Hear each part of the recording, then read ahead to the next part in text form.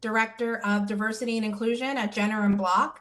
I'm also a member of the ALFDP board, and it is my distinct pleasure to introduce my good friend, Kori Carew, who's going to be speaking with all of us today. And Kori is going to be talking about brave leaders equals a courageous belonging culture. Most of you probably know Kori, but for those of you who do not, let me tell you a little bit about her. Kori is the Chief Inclusion and Diversity Officer at Seyfarth Shaw.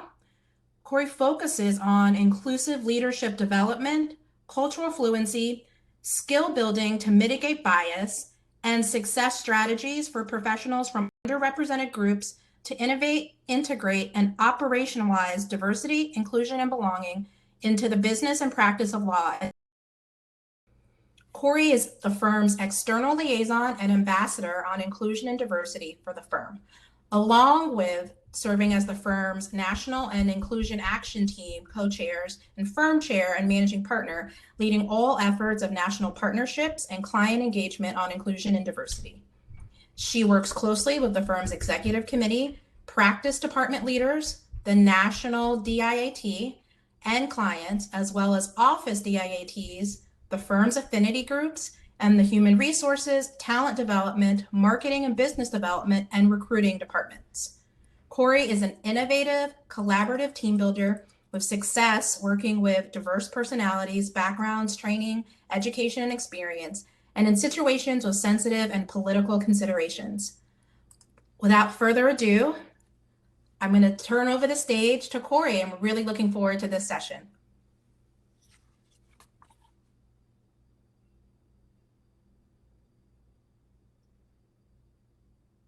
Hi, everybody. Good afternoon. Well, it's afternoon for you guys. It's still morning here on Central Time.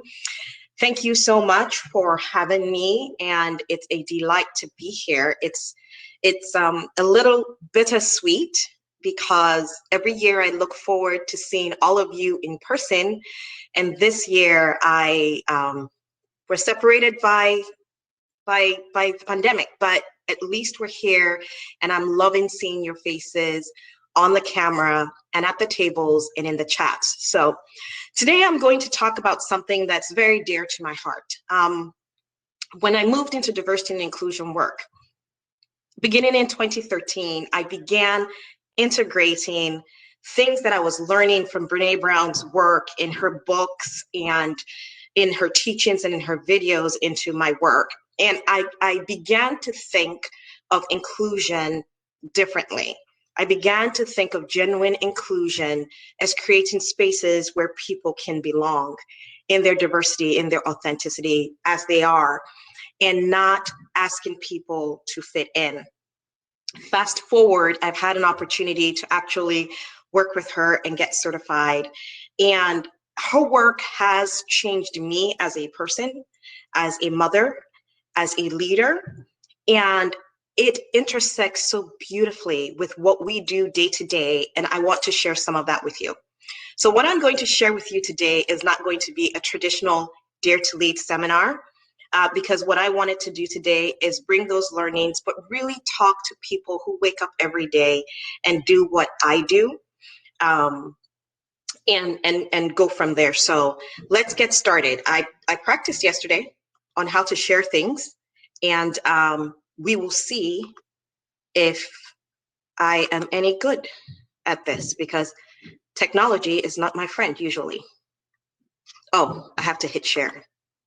Okay, so hopefully you guys can see this.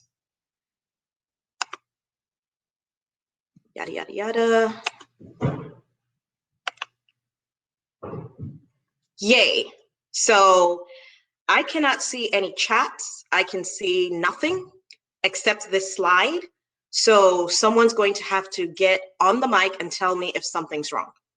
Okay, so today we're going to be talking about what it means to be a brave leader and what it means to create cultures of belonging that are courageous. Now, I don't believe that you can create belonging without courage. Those two things have to go together. You cannot have belonging without having courage. Courage is a prerequisite. And all of us have learned this through our time of actually doing the work. All those times that we've had to push through, even when it seemed difficult, even when there were obstacles, even when we felt like maybe our livelihoods or our reputation was at stake. And so today, that's what we're going to talk about. Now, I've got some hashtags, and I got the ALFDP hashtags too late, but they are hashtag, I wrote it down, hashtag ALFDP 2020, hashtag ALFDP, and you can use some other hashtags that I've thrown up there: choose courage, bridge 68, inclusion, diversity, belonging, law firm diversity, and law firm diversity professionals. Use all of those hashtags. Here's what I'm encouraging you to do. I am encouraging you to tweet key learnings and things that you plan to implement, take back to your organization. Now, the framework of this session is very simple. I believe fundamentally that the work is you, and the work is always us. When I think about conflicts that I have with people, I often have to ask myself, what is it that I am bringing to this situation? When we talk about leadership, and I think about how I moved into leadership, so much of what I do is based on what I needed and never received.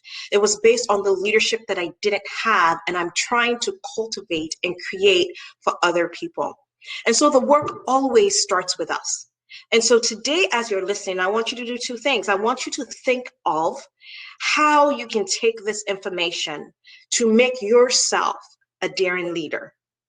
But how can you also take this information and think about your organization and how you can begin to create some system changes within your organization to cultivate courage as part of the culture in creating inclusion and belonging? So we're going to talk about this work and how the Dare to Lead work actually does now explicitly include diversity, inclusion, and equity. We have a statement that we commit to when we become certified to do this work. And I'm going to ask you to do a few things. And as you can see, we're going to talk about the 4 daring leadership skills, but we're going to take one of those skills and dig in even deeper. I forgot to set a timer, so let me do that. Okay, there you go, timer set. So here are some of the things that we commit to as part of our commitment to diversity, equity, inclusion, belonging. We say things like, we believe that there are 3 values that underpin all of the work that we do around courageous leaders, daring leaders, and that include our commitment to diversity, equity, inclusion, and belonging. That we have to be brave, that we have to serve the work. In other words, we do the things needed to serve the work, not ourselves, not our agendas, but the work. And that we take good care. And by that, we're talking about working with love and grace and accountability. And for all of us who ever came up under the ethos of no shame, no blame, no attack, all of this sounds familiar. It's not new for us. It's what we already do. That we will find the most effective ways of tackling issues of privilege and systemic bias, to name them, to talk about them, and to take personal and collective responsibility. That we will do nothing. We believe that doing nothing to address inequality is actually supporting inequality. That we believe it's not the job of those who are the target, who are the recipients of discrimination and hate and prejudice, to start the dialogue or to carry the emotional labor or to grant us absolution if we feel shame. That the greatest casualty of trauma is the emotional and sometimes physical safety required to be vulnerable. And I'm sure you can relate to that. That we must recognize that our systems are pervasive and be mindful that when we're asking people to take their armor off, like I will be asking you to, that we're asking you to do something that may not be emotionally safe.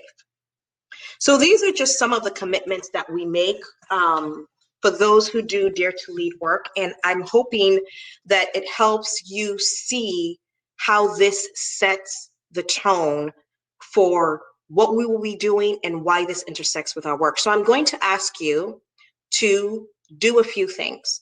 A few years ago, when I first read Daring Greatly, which was the first book I read that just totally blew me apart, I did a course with her, an online course, and we had these art journals and we had to create permission slips.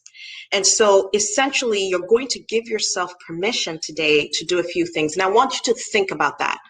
Now, generally, the permission slips that we talk about are staying open-minded, ask for what you need. If we're group sharing, to pass if you don't feel comfortable. We won't have that because we're not doing any breakouts today. And if you need more time to process something, just say that you need more time, and to be a learner and not a knower. Now, I went through some of my post-its and notes that I wrote to myself. So those of you who know me, there are a few people here. When I attend conferences and I attend things, I like to not write in the physical thing workbook that I'm given, because I like to keep it clean and go back later after I've digested and fill the stuff in. So anyway, I have post-its everywhere. But I wanted to share some of the post-its that I wrote myself, the permission I had to give myself in order to be fully present. Let go of stress and the to-dos for the next few weeks and be present. So I was in the middle of moving my family from Kansas City to Chicago, selling my house, finding a new house, living in hotels, moving from hotel to hotel every week, trying to get ready for a new job, and just thinking of all the things I needed to do to get the kids ready, to get all the doctor's exams done so that we could register them in school, because God forbid, even though the doctor in Kansas City already did a health report, it's not good enough for Illinois because we got to pay for something else, blah, blah, blah. So I needed to make a permission slip for myself to say, I'm going to let go of that stress.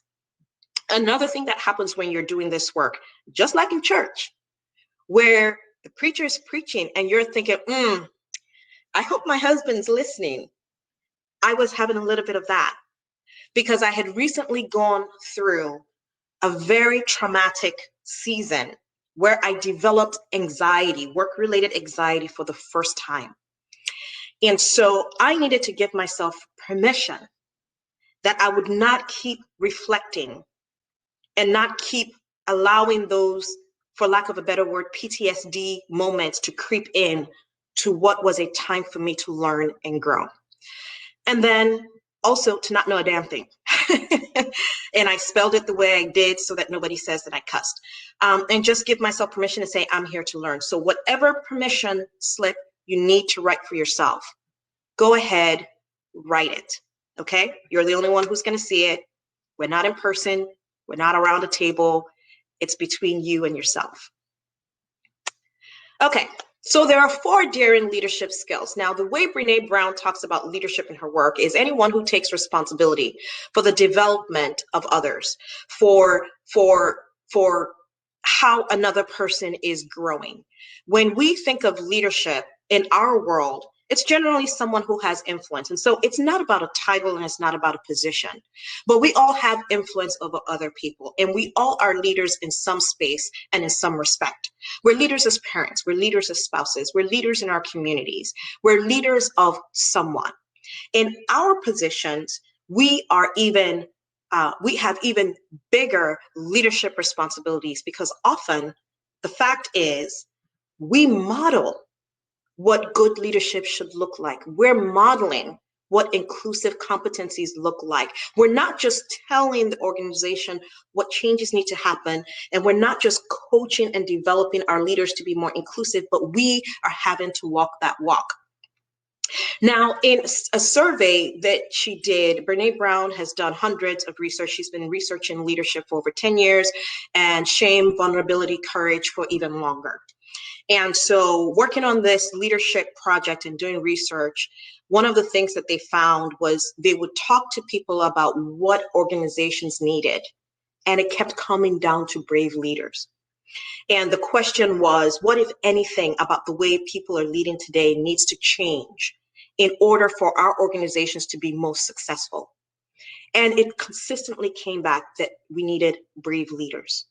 And so I've changed the question to what is it about how we lead that needs to change in order for us to be successful in cultivating inclusion, increasing the diversity in our organizations.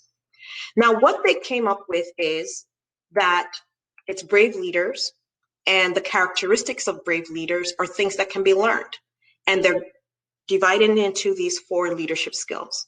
So I'm going to talk about these leadership skills, and I'm going to come back and talk even more about living into our values, because that's one of the areas where we miss the mark the most.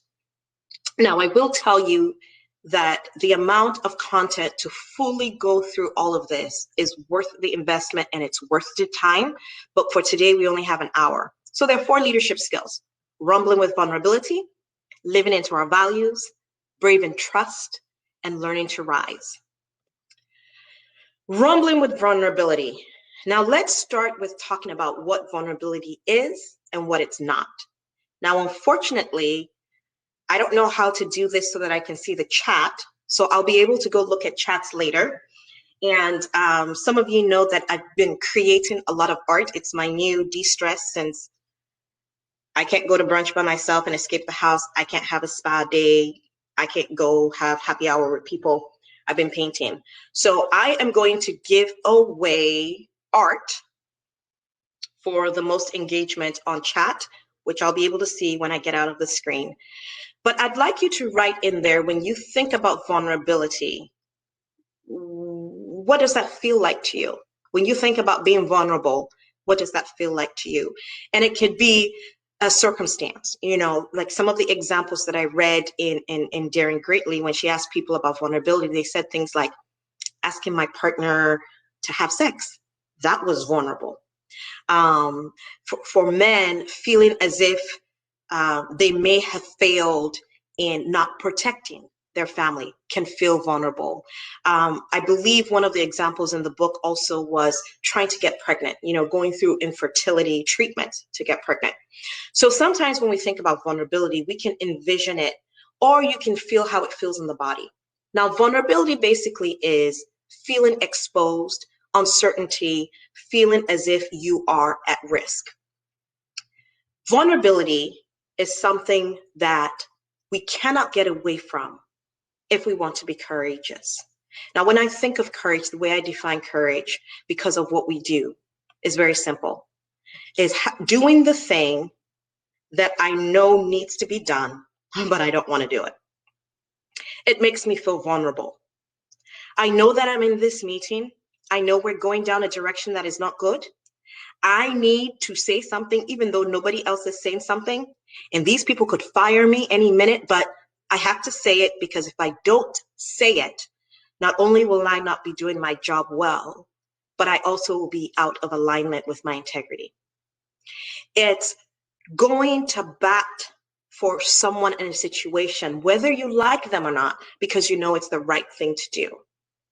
We think of vulnerability, we think of courage oftentimes as if it's this big macho thing, when in fact, there are many small courageous moments that we take every day, or we have the opportunity to take every day. And every time we do those things, we expose ourselves. We're doing something that's uncertain. We expose ourselves to potential risk. We expose ourselves to potential judgment and criticism. Now, a lot of times people will talk about courage and fear, and this idea that the biggest barrier to us being courageous is fear. Seth Godin has this thing he talks about, he says people keep saying their primary fear is fear of failure. And it's not really fear of failure. It's fear of the shaming and the judgment that comes when you fail. And so distinguishing shame from guilt is when I feel bad about something that I did. I've said something I shouldn't have said. It was hurtful. I feel guilty. Shame, on the other hand, is feeling as if I am the bad person. And oftentimes in our society, we use shame to discipline in our homes, in our schools, and even in the workplace. So often, the way people are treated in workplaces is intended to push people to productivity and excellence by shaming them, by comparison. This person is not as good as this person. Or putting people in positions where you make them feel like they are defective. So we bring these diverse attorneys into our organization. They're awesome. They're great talent. And then by the time they leave us, it's not that it wasn't a good fit. It's not that they were really gifted at X, but what we needed is Y. And oh, God forbid, it's never that our culture is problematic and there's something that we should fix. What do we say? They didn't have what it takes. And we have people leave our organizations broken and carrying shame. Now, there is a response to shame that we all have. If you think about shame and you think about this feeling of feeling as if you are inadequate, as if you are the problem, you are not enough, you are not good enough, you are not worthy of love and belonging because of who you are. When you think about those feelings, we all have experienced them at some point in our life. What we all haven't done is learned how to navigate shame and to be resilient against it, to be able to interrupt the process and say, I did this thing, I made a mistake, but I will do better next time, as opposed to allowing that narrative about yourself to take over. This is going to sound familiar, shame shields. The way we typically respond to stress, to shame, to attacks is we move against, we move toward, and I can't remember the others. Think of it as fight, flight, and freeze. That's how I think of them. And if you think about yourself, you probably know what your shields are. So, Black woman, immigrant, come to America, realize because of the way I grew up in a third world country and people asking me stupid questions like, did you have indoor plumbing? Did you all live in houses? That there's this element of not just working twice as hard, but I'm not going to leave any room, right? That message from my father always saying that you do well. Don't ever come to where there needs to be a debate about whether somebody treated you well or not. Be so good that they can't even try to play anything with you because, you know, your grades aren't marginal. Somebody doesn't have to look at it a second time. And growing up in that household of being told that if you're going to do something, do it well and do it excellently. Otherwise, don't do it, right? So all of these messages mean that for me as an individual, one of my shame shields is perfectionism. The problem with perfectionism is that we often mistake perfectionism for excellence, and they're not the same thing. Excellence is about doing the best that you can. Perfectionism, that's the thing that kicks in where you keep trying to make something as perfect as possible because you think, if I get this as perfect as possible, nobody's going to criticize me. Nobody's going to judge me. Now, it is normal for those of us who come from marginalized groups or underrepresented groups to have this because it's what's taken us as far as we've gotten, except it can be a hurdle. So that's a shame shield that I use. Some people move away. They invert into themselves. So when someone of power is repeatedly being abusive toward me or harassing me, as I've had twice in my career, I will withdraw. I will withdraw. If someone tries to shame me or attacks me or questions my integrity, I go ballistic. Right? So knowing what your shame shields helps, because what gets in the way of us being courageous is not the fear, it's the shame shields that we hold up. Because when we're being perfectionist or when we're withdrawing or when we're choosing comparison or when we're being passive aggressive, those are the things that get in the way of us choosing courage and actually leaning into being vulnerable and saying, you know what? I was humiliated. I was treated badly. This hurt. This is how it made me feel. And this is how I'm going to move forward. So there are two kinds of leadership, daring leadership and armored leadership. Armored leadership is what I just talked about. Something happens. You've tried being vulnerable. You've engaged in trying to be courageous. You get kicked in the teeth. You pick up your shield, right? You pick up your shield. So for me, I'm going to outwork anyone. I remember the second law firm that I moved to, there was, it was a good old boy club, very sexist environment. I was the first female they'd hired in a long time. There were only 3 of us women. I was the first Black attorney they'd hired full-time in 15 years, and people kept bringing up the story about the last Black guy who was hired there and how he'd been disbarred for not paying his taxes. So you can imagine the kind of environment it was. My shield there was, that's okay. I've always worked harder than everybody I know. So F you guys, I'll outwork you and I will outperform you. And that was my track to partnership. I was the go-to person. I was the person who a partner is leaving in the middle of an ice storm and asking me to get some stuff done for them. And I'm staying in the office late because I'm your go-to girl. I get it done. What happens with armored leadership is we then begin to create other things in our organization that are toxic. Perfectionism is actually toxic because people never feel as if anything they do is ever good enough. You don't ever feel like you can stop because nothing you do is ever good enough, because perfectionism is the standard and we will never be perfect. As opposed to daring leadership. Now, this next slide are the things that made me cry at my table. When I was going through the training, there's a long list of things to help you understand what is armored leadership examples and what is daring leadership.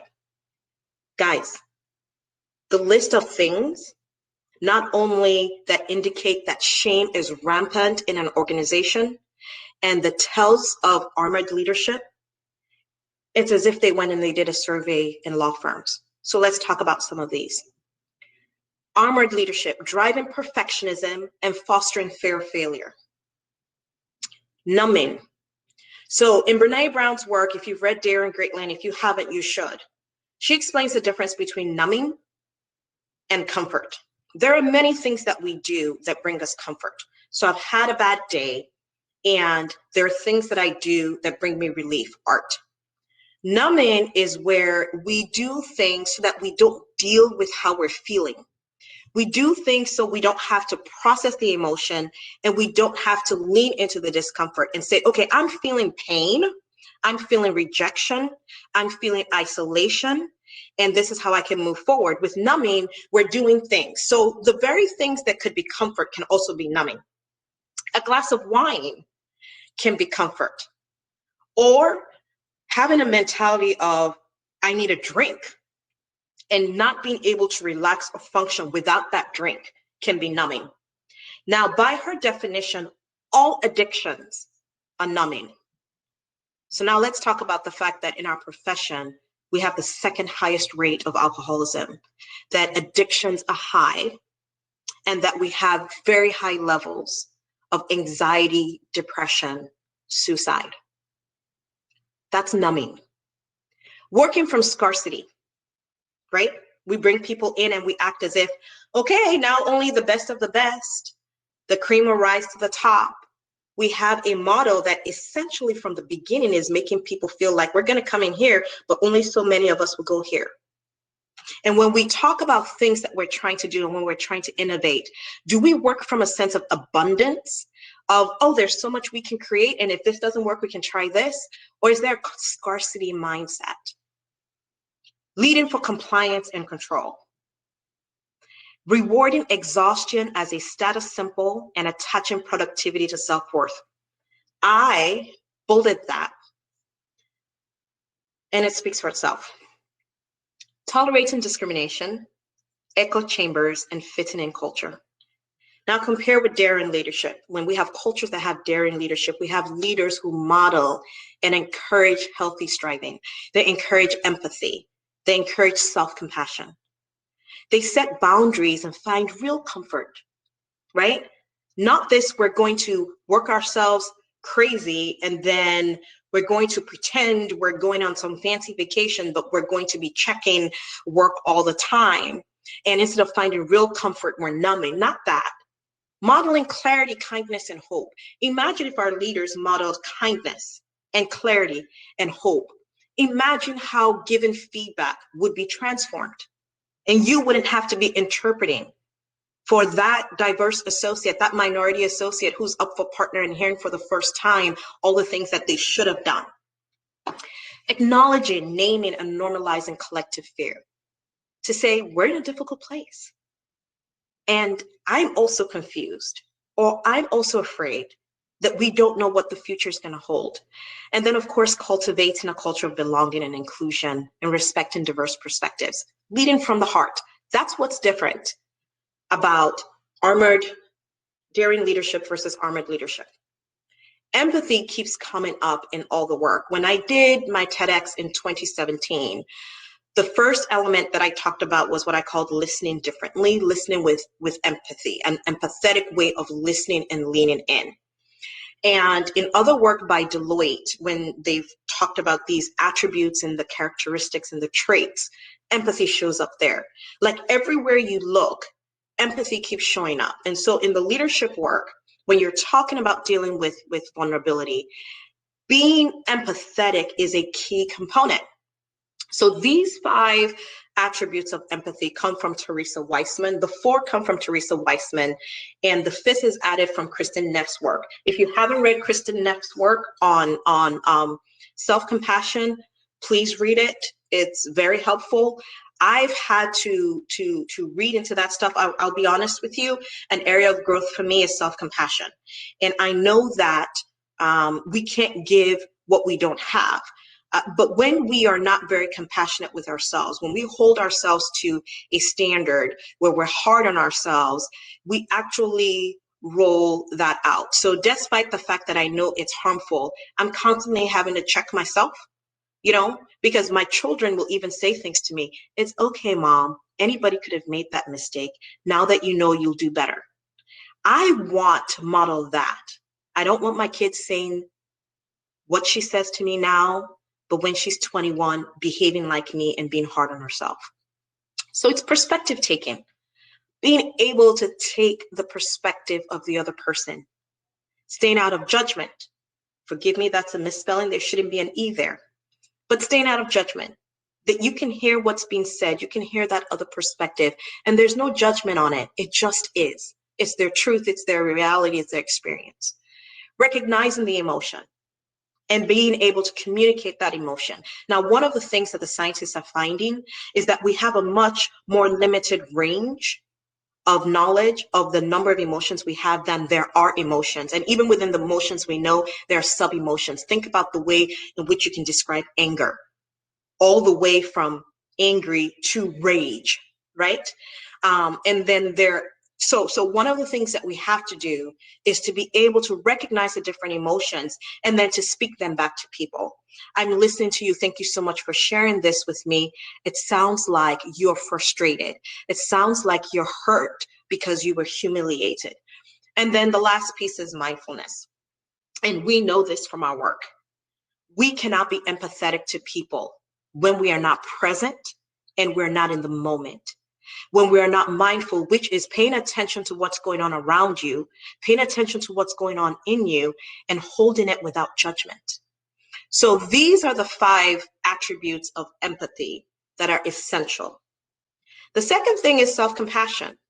And Kristen Neff has these 3 elements: self-kindness, common humanity, and mindfulness.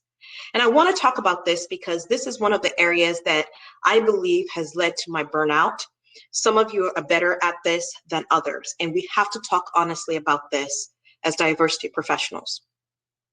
What we do is offer kindness and peace to everyone else.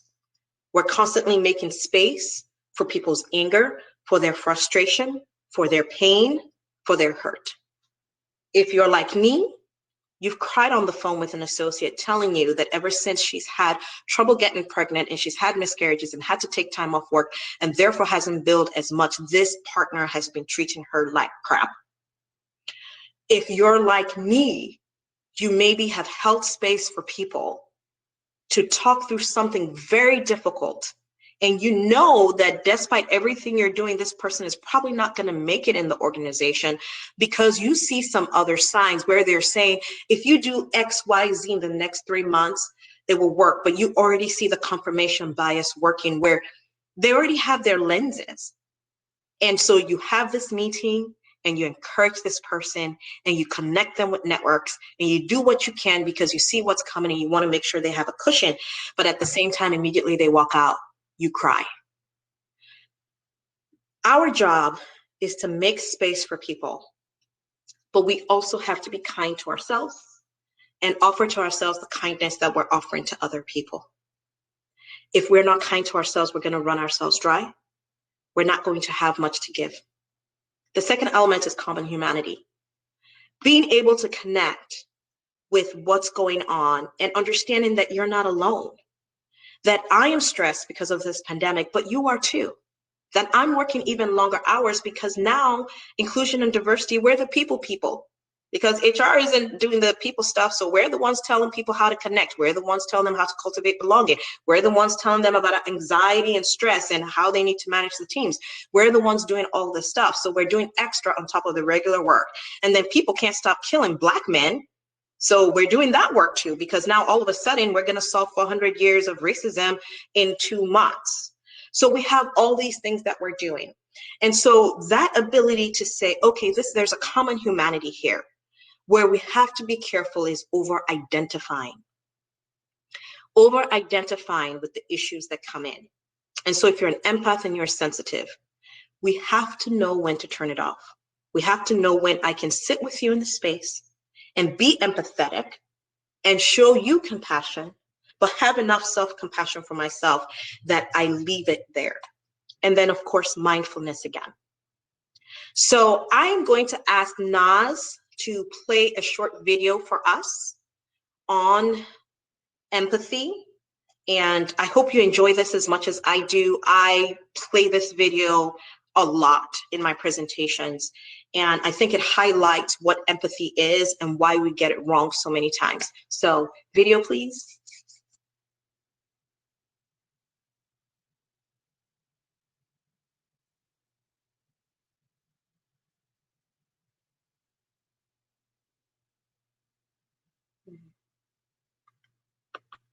Do I need to stop sharing? Oh.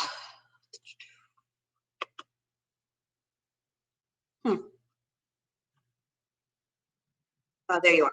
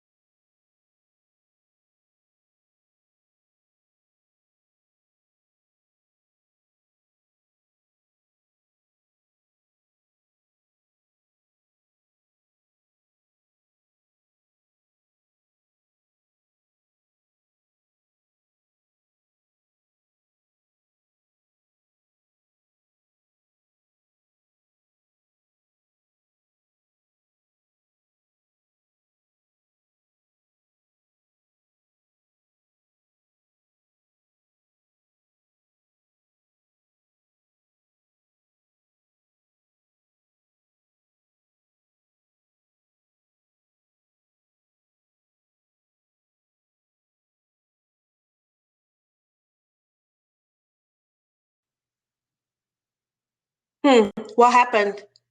The video is not done.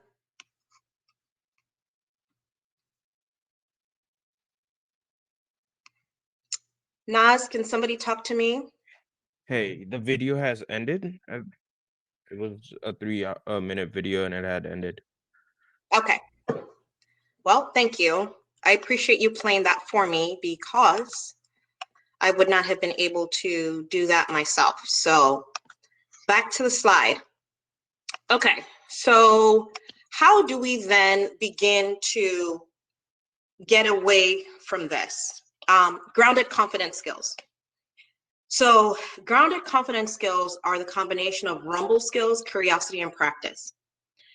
Rumble skills examples are things like asking what your part is. And I talked about this earlier. Things have broken down. What's my part in this? One of the examples that she gave that resonated with me so well because, you know, I moved into diversity work from being a lawyer, and, you know, there's so many things in the lawyer world that we expect people to know and things we expect them to do. And then you move on a professional management side and it's different. So let's paint down. You know, she was preparing for a presentation.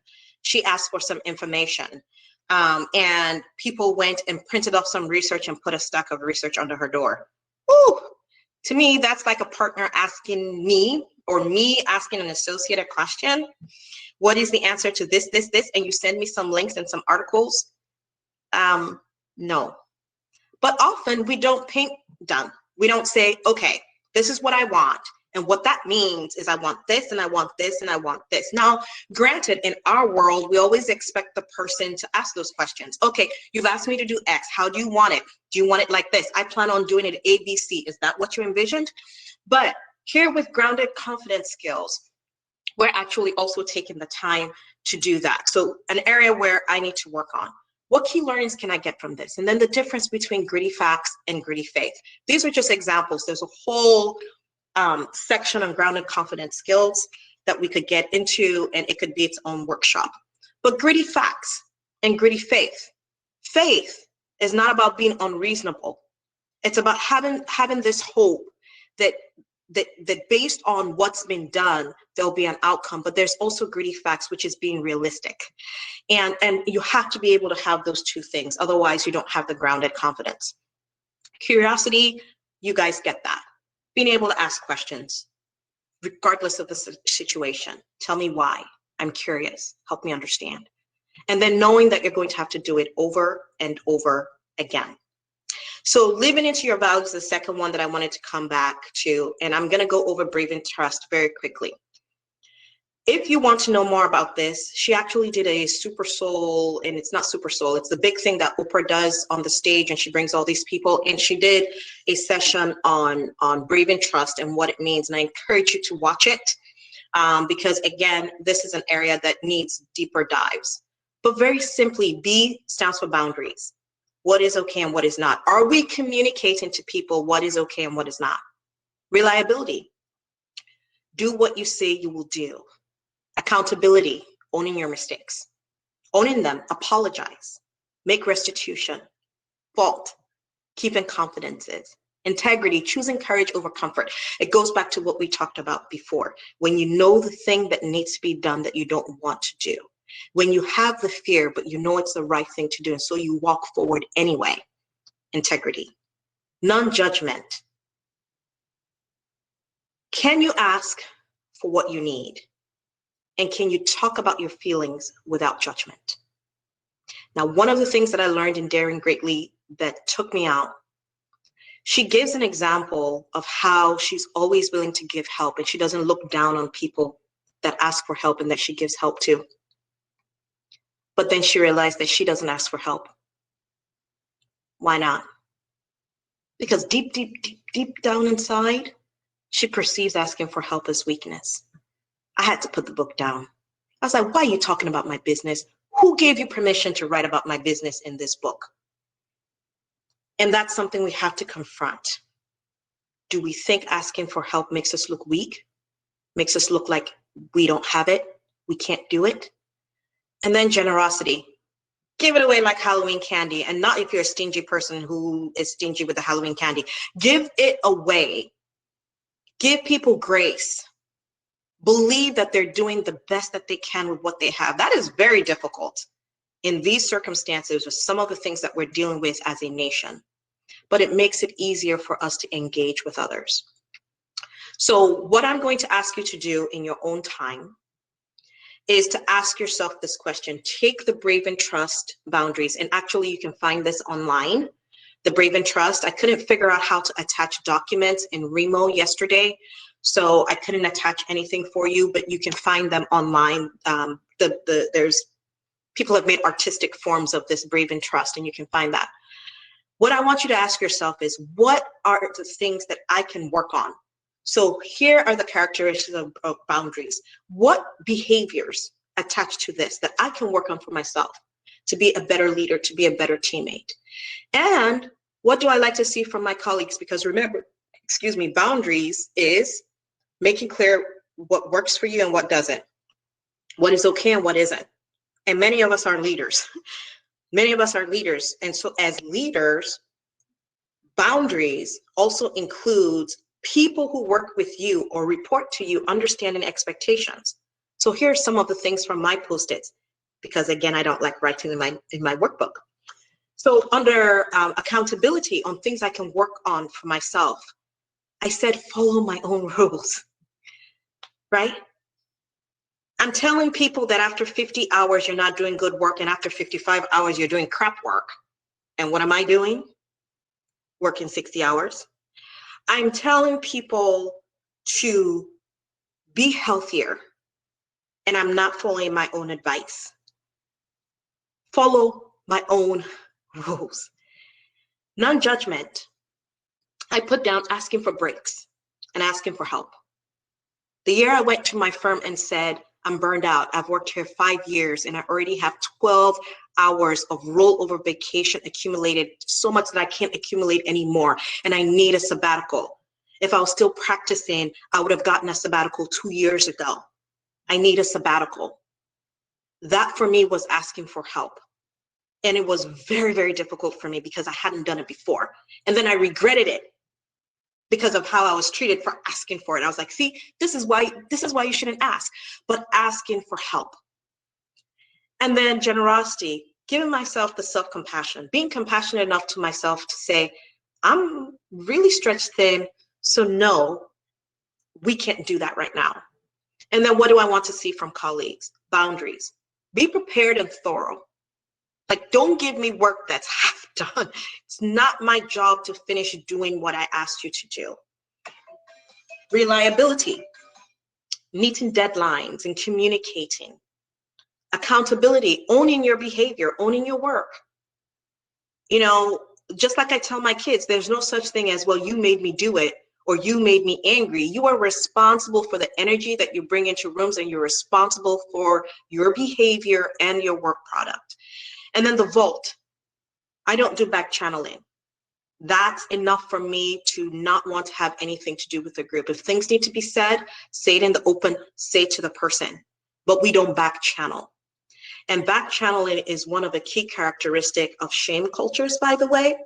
And so that's another reason that I don't encourage it. So these are some of the things I encourage you to do that. It's important. We can't have meaningful connections with people unless we have trust. And we have to build trust with people over time. It takes small events and moments, but it builds up. So here's the question I'm asking you, and tell me in the chat, which I will see later. Are you comfortable asking for help? Do you ask for help? And for bonus, do you trust yourself? We're talking about trusting other people. But do you trust yourself? Do you trust your judgments? Learning to rise. This whole process is about understanding that we are going to mess up and we're going to fail. We're here talking about vulnerability. We're talking about courage. We're talking about doing things that are against the norm. But hey, they hired you. So your job by definition is to mess with the status quo. But when they hired you and they said you wanted to do all these things, and then you arrived, they're like, yeah. That's not what we meant. We meant make some tweaks here, make some tweaks here. But you probably want to do more. So learning to rise is about the fact that we're going to rumble with vulnerability. We're going to take these steps. We're going to try to build trust, and we're going to get rejected. We're going to fail. We're going to mess up. We're going to be wrong. We're going to say, I really think this initiative is going to be very helpful. And you're going to do one pilot and it's going to fizzle away because you didn't accommodate for the fact that there were detractors who were going to take it down. So how do you deal with this? We have to learn to rise. And learning to rise is not about ignoring what's happening or ignoring your emotions, but recognizing the emotions that have hooked you. What's hooked you? I have to be very conscious because there are times I get triggered, and when I peel it back, I realize, ooh, I felt disrespected. So I know that's one of my triggers. And I have to, because respect is something that also looks differently across cultures. We know from the work we do in cultural fluency that you can have the same values with people, but how it looks different. And so respect for me may look very different than respect for someone else. But being able to recognize what are the common emotions that hook us. So mine, disrespect, humiliation, my family will tell you injustice. Someone mistreating another person is enough for me to go, I'm 5'2", but damn it, I'm Superwoman, I'll fight you. Even if you'll kick my butt, I'll still try. Those are triggers for me. Those are things that get my emotions so hooked that it can interrupt other things. And you have to be conscious of this. I try to be very conscious of being aware of the emotion, processing it, but being focused on getting the work done. That has its hazards, because people who are working with you in the middle of a crisis, they appreciate the fact that you take charge, but then they also feel like, oh, you didn't really care about them and the fact that they were falling apart. So there's costs and benefits. How do we deal with the emotions? Recognize how you deal with the emotions. Recognize what you do when you get into those spaces, and then have strategies to interrupt them. So what are some of those strategies? Same things we've talked about. Breathing. Breathing. I had somebody who was doing a lot of gaslighting, undermining, pivoting. I'd go to a meeting with this person. They'll say, we want to talk about A. They'll ask me a question about A. I'll answer a question about A. Well, but that's not true because of B. And then all of a sudden now we're talking about B. And later on, I'm realizing, wait a minute, but the question was about A. How in the hell am I being accused of something around B when the question was A? And I had to start, when going into meetings, writing on my notebook at the top a message. Stay grounded. Remember, you're surrounded. Whatever it was, whether it was scripture, whether it was a mantra, or whether it was just a word. So that, because what was happening is, those are things that wouldn't throw me off my game if it was for anyone else. I'm a former trial lawyer. That's my gig. I love it. I love, you want to play those games, let's do it. But when it was I was being attacked, my integrity was being questioned, I was being undermined. The gaslighting that I would notice when it's happening in other situations was tripping me up. So create whatever it is that you need. Breathing. Breathing is very important. When we do that 4 square breathing that they teach you in yoga and in mindfulness, it interrupts a part of our brain where your fight, flight, freeze has kicked in. And it allows you to start thinking again. It's amazing what that pause will do. Take the pause. Breathing. Another strategy is mindfulness. And then asking yourself, what is the story I'm telling myself? Because I'll do that. I'll write a whole story. Oh, you did X because you think you're going to get Y. Well, I'll show you. And sometimes when you put it out there, the story I'm telling myself is that this person did X because of Y. Then you can start questioning the story. Is that true? How do I know it's true? Where did that come from? So let's go back into living into our values, which is where I think we can make impact right away. Oh, I'm running out of time. Our organizational values, what are they? And have you in your organization operationalized those values? Most of our organizations have not operationalized the values. If you ask people what excellence means, it means different things for different people. Some people may be defining it perfectionism. Some people may be defining something different. I've heard partners who feel like excellence and commitment to excellence means the associate is available at any time that they, the partner, want them, or that you respond within the hour. Other people think of excellence as the work product. So within our organizations, we have to talk about what these values mean in terms of behaviors, because we can talk about behaviors. We can say, when you're being inclusive, here are the things that you do. So at Seyfarth, we have what we call these leadership inclusion competencies, which I had at Shook, and I'm using them again at Seyfarth because, you know, let's operationalize what we're talking about in these various categories. Now we have to do the same thing for ourselves. Think about what your values are. What do you say your values are? And what are the behaviors that go with those values that you can say, when I do X, I am in my values. When I do Y, I am out of my values. If we're not able to operationalize our values and talk about them in terms of behavior, we don't really have a way to develop people all under the same system with the same understanding, so that you can say confidently, I don't have to be involved in every decision because you know what the values are. So like at Ritz-Carlton, the guy who started Ritz-Carlton, he has this thing that even the people at the lowest level of the organization can make big decisions because they all understand what the values are. You can only do that when there's clarity about the values. And this is where most of us fail. We have an attrition problem because there's a gap. There's a gap between what we say our values are and how we act. There is a gap between us saying that inclusion and diversity is a core competency in our organization, and then we have big trial lawyers or partners with big books of business that we just allow to run roughshod over people. We have partners that we know that no minority attorney has ever succeeded with them. But inclusion is a value and diversity is a value. So think through what the behavior is that goes with the value. Have conversations about this with your team. Analyze it for yourself. When are you at your best, right? So what are your organizational values? Throw some of those in the chat. How do cultural differences impact that? I just gave an example with respect, but there's so many other values that also translate differently. I'll give you an example around respect. In my culture, being late does not mean that you don't respect the other person's time. It does not. In other cultures, that's absolutely what it means. And in our Western culture, that's what it means. We have to be clear about these things, but understand that they're not the same for everyone. So throw in some of your values or your organizational values, and then what are behaviors that you can do? And when you're thinking about values, think of it this way.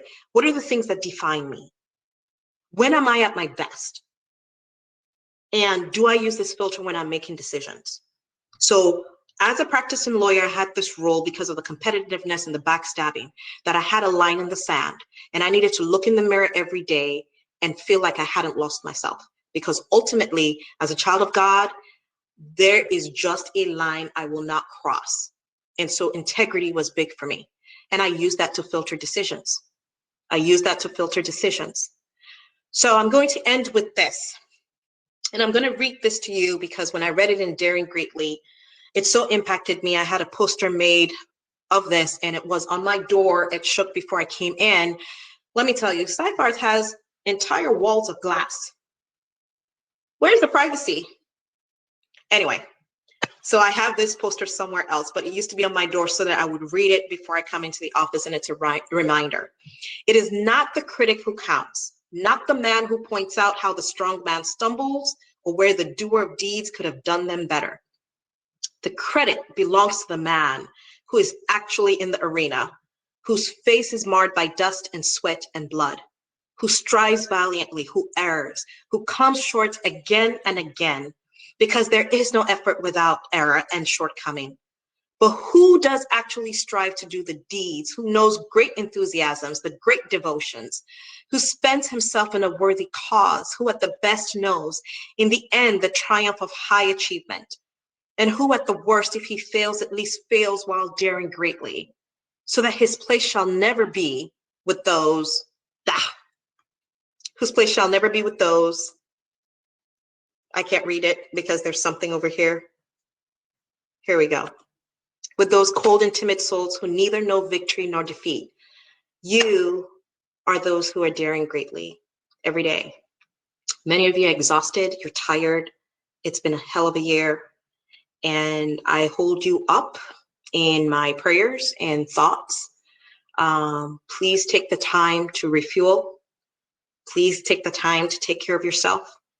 Next year, I'll be doing a lot more work around this, doing deeper sessions, digging into the material and taking people through the entire course. So if you're interested in learning more, let me know.